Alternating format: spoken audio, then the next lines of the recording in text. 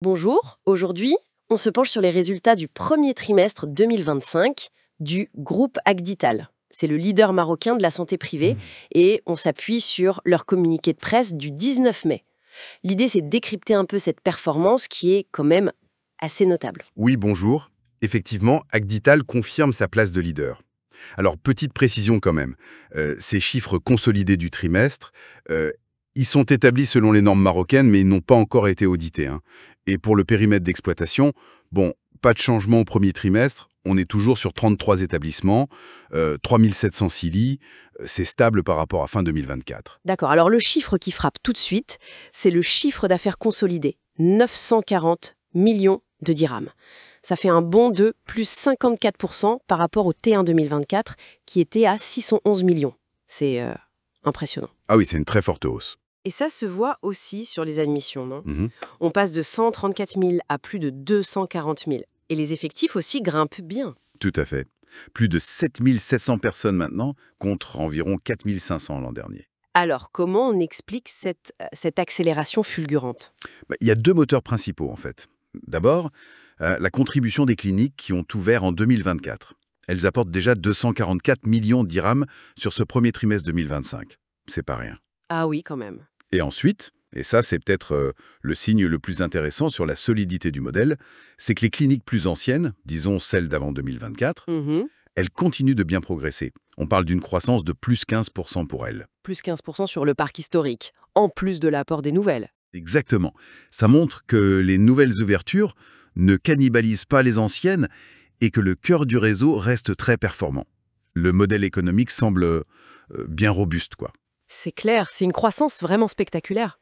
Mais alors, si on regarde les investissements sur ce même trimestre, on est à 135 millions de dirhams. C'est en baisse de 27% par rapport à l'an dernier, non? C'est ça, 184 millions au T1 2024. Donc moins d'investissement, mais plus de revenus. Comment on analyse ça? C'est un peu contre-intuitif, non? C'est une observation juste, mais ça s'explique. En fait, ces 135 millions, ils sont très ciblés. Ils servent surtout à finir d'équiper les sites ouverts l'an dernier et puis à faire avancer les chantiers qui sont déjà en cours. D'accord, La baisse par rapport à 2024, c'est parce que 2024 a été une année avec un pic d'investissement. Beaucoup d'ouvertures, forcément. logique. Par contre, cette croissance rapide et ces projets, ça a un impact sur l'endettement. L'endettement net consolidé, il grimpe. On est à un peu plus de 2 milliards de dirhams à fin mars. 2 milliards? Oui, 2014 millions exactement.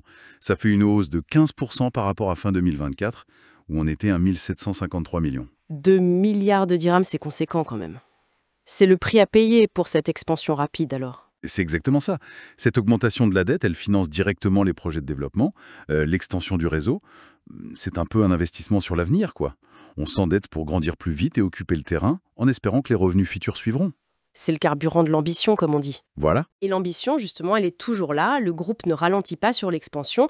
Il y a 12 nouvelles ouvertures prévues, rien que pour 2025, c'est ça? Oui. Avec des démarrages dès ce trimestre. Tout à fait. Dès le T2, la stratégie est très claire, continuer à renforcer la présence nationale. L'objectif qui est affiché pour 2027, c'est d'avoir plus de 62 établissements. Plus de Oui, 60. donc plus de 32 villes, pour une capacité totale qui dépasserait les 6200 lits. C'est vraiment une volonté de maillage très très forte du territoire. Donc si on essaie de résumer un peu tout ça, on a une croissance très forte du chiffre d'affaires, tirée à la fois par les nouvelles cliniques qui montent en puissance très vite, Oui, mais aussi par les anciennes qui restent solides.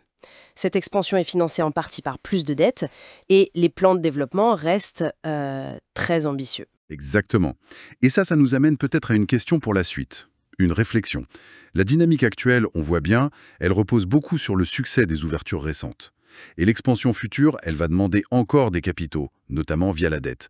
Donc la question clé, ça va être, est-ce que le groupe va réussir à intégrer et faire monter en charge aussi efficacement les 12 nouveaux établissements prévus cette année?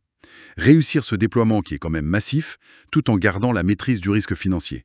Ce sera sans doute ça, le défi majeur pour qu'Agdital maintienne cette trajectoire impressionnante. Une question cruciale pour l'avenir, effectivement. Merci pour cet éclairage.